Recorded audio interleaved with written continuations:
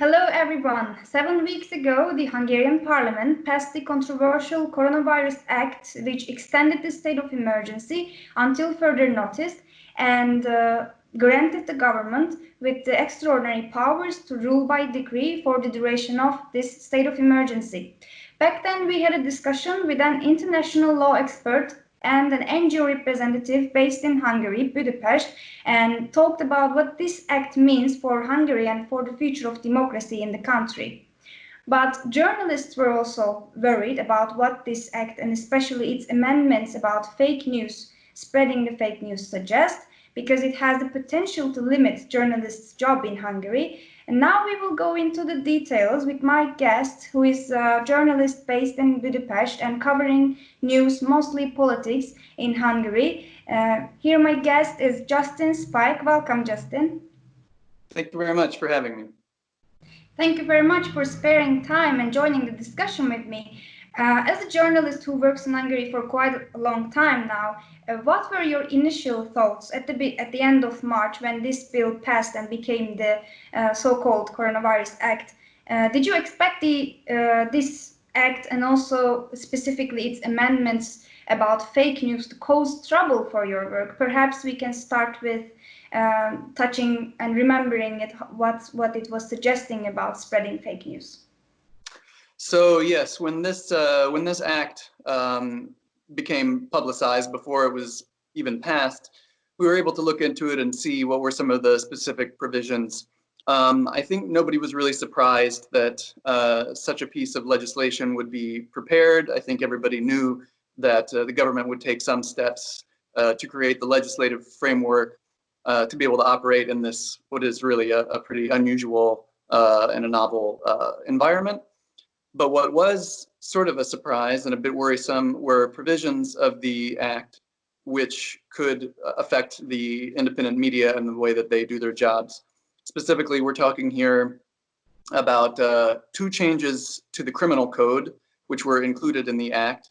And those changes basically made it possible to criminally prosecute someone for spreading so-called fake news, or for putting information out into the public sphere that would inhibit the government's ability to combat the pandemic. So the way that the language of the law is framed, it's kind of unclear exactly what would qualify as inhibiting the government's ability to combat the pandemic. And it's that vagueness in the language of the law which gave people cause for worry. I think journalists looked at that and wondered in their work what might be affected, what might fall under the provisions of the law, because the law says, you know, you cannot share false information or lies related to the coronavirus because it could serve to create public alarm. But it also says if you report on a fact, but in such a way as could cause public alarm, that is also falls within the provisions of the law. So that means that if we report on facts, something which is true, not even so-called fake news, but the government decides that it is fit to cause alarm in the public, then we could be criminally prosecuted, and those prosecutions could result in jail terms of up to 5 years. So that's a long time to go to jail for reporting even on a fact. So I think the initial reactions were me and many of my colleagues didn't really believe that we would be prosecuted or sent to jail for reporting on things in the normal course of our reporting. But I think the real danger here, and I think other colleagues feel the same way, is that the law can really serve to produce a chilling effect in the media. So when we're doing our reporting and we're getting ready to publish a story, that's always going to be in the back of our mind that if the government decides that what we're reporting on is not exactly the story that they would like told, or that they deem that it could cause alarm, then we could potentially be in the crosshairs of this new legislation. And what that means is that reporters will be less inclined to report on certain information, or they will have to go through double and triple checks, even far above the normal level of diligence, which we normally practice in confirming confirming facts and confirming details of stories, which makes our work just that much more difficult, that much more time consuming. So I think that's really what was on the minds of journalists and reporters here in the country. Not so much a fear that we'll get a knock on our door in the middle of the night, but that our jobs are going to be made that much more difficult to do in order to inform the public. Last week has been quite alarming and shocking for some people who shared some information about the government's policies regarding coronavirus and how to fight against it, especially that there were two individuals who have been taken from their home by the police, that you also wrote about where you contribute, the news portal, the Inside Hungary, that what was that they shared and why the police was involved in the situation. For those who don't follow what's going on in Hungary up close, can you summarize it? What was going on last week? Sure. So last week there were two cases of people being arrested by police at their homes. Both of them took place at around 6 o'clock in the morning. Police came to their homes and with a search warrant, they searched their homes. They confiscated their laptops and mobile phones, and then took them into the police station for questioning. The statements that the police gave to the suspects were that they were suspected of having spread fake news, or in Hungarian they call it rémhírterjesztés, which means basically fear-mongering or scaremongering. So that's something which is included in the provisions of this law, which we discussed before. The first person, back in April sometime, made a post on Facebook in which he criticized the government's decision to begin lifting curfew restrictions on May the 4th, which was the day after the projected peak of the pandemic in Hungary was projected for. So this person criticized, he said, you know, if the peak of the coronavirus is going to come on May the 3rd, why on earth would we send everybody out of their homes on May the 4th when it's at that time presumably that the most people, you know, the highest capacity of infection rate will be in the country. He also criticized the government. He criticized Viktor Orban, not by name, but he said, our dear leader. He called him a dictator and a cruel tyrant, and so he made some pretty provocative statements this way. But it seemed quite clear that what he wrote was simply an expression of opinion. He didn't make any allegations of any particular fact or false fact, and the content of the message didn't seem to suggest that it was fit to alarm a lot of people. It was just a kind of a harsh criticism of the government's policy.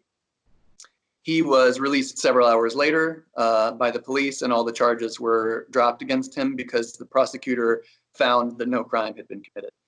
The next day, the following day, early in the morning, another man in a different part of Hungary had the same experience. He was taken from his home, brought into a police station because he had shared an invitation to an event on Facebook, which was made by an independent member of parliament. So this member of parliament made a Facebook invitation to a protest here in Budapest.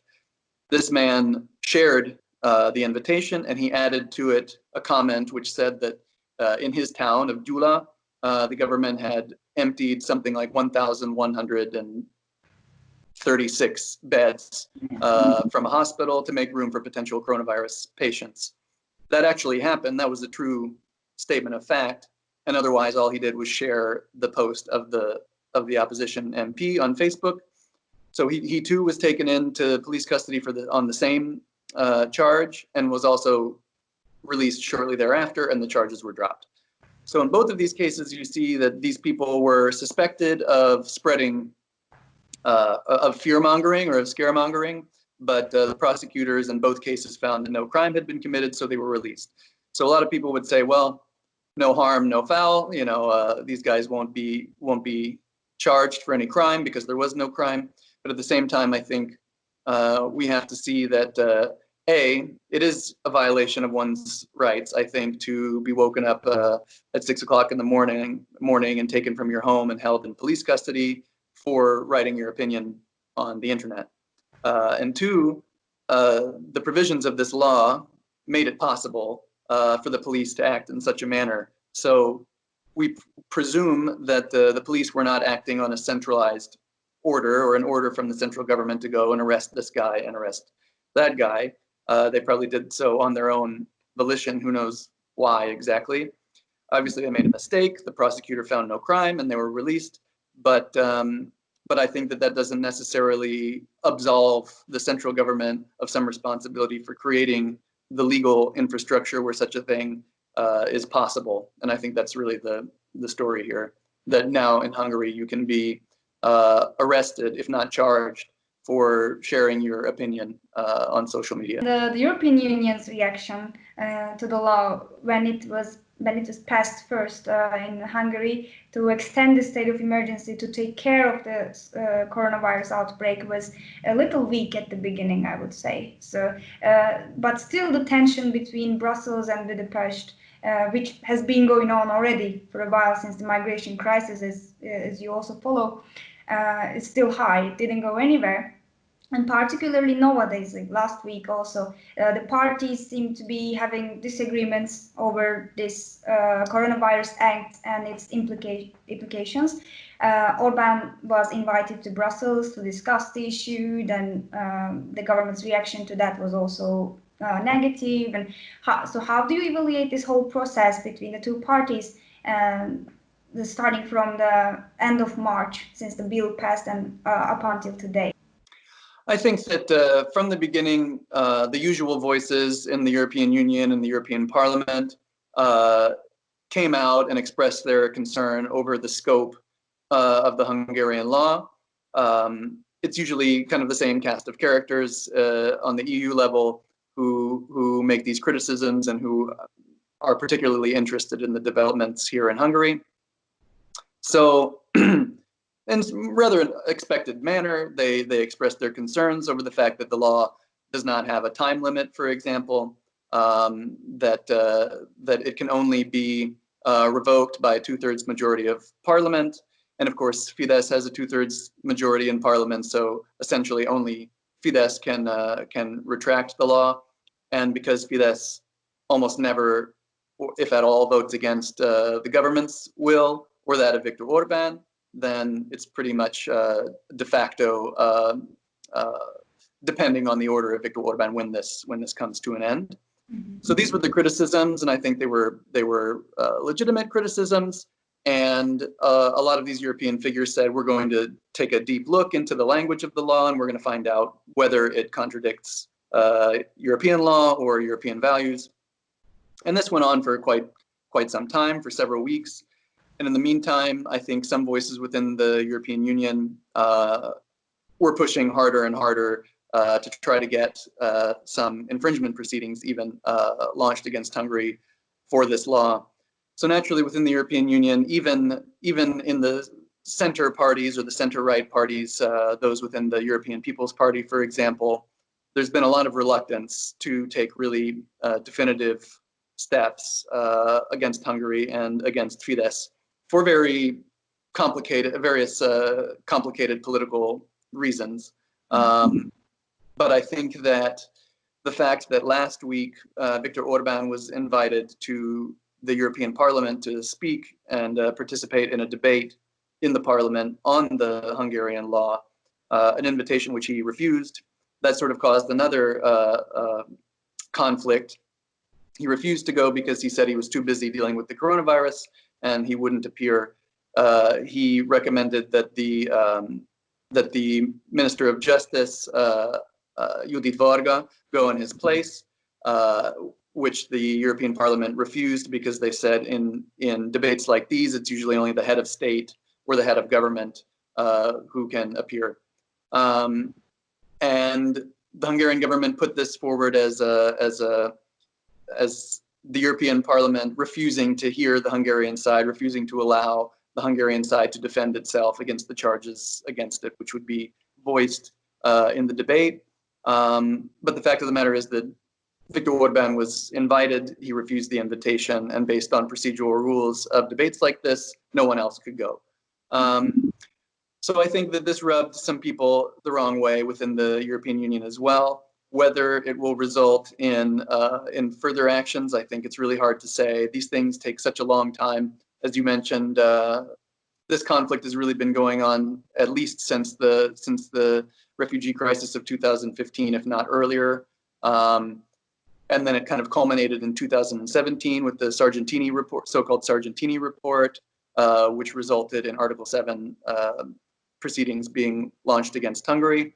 And that was in 2017. It's now 2020, and we still don't really see a whole lot of results of this.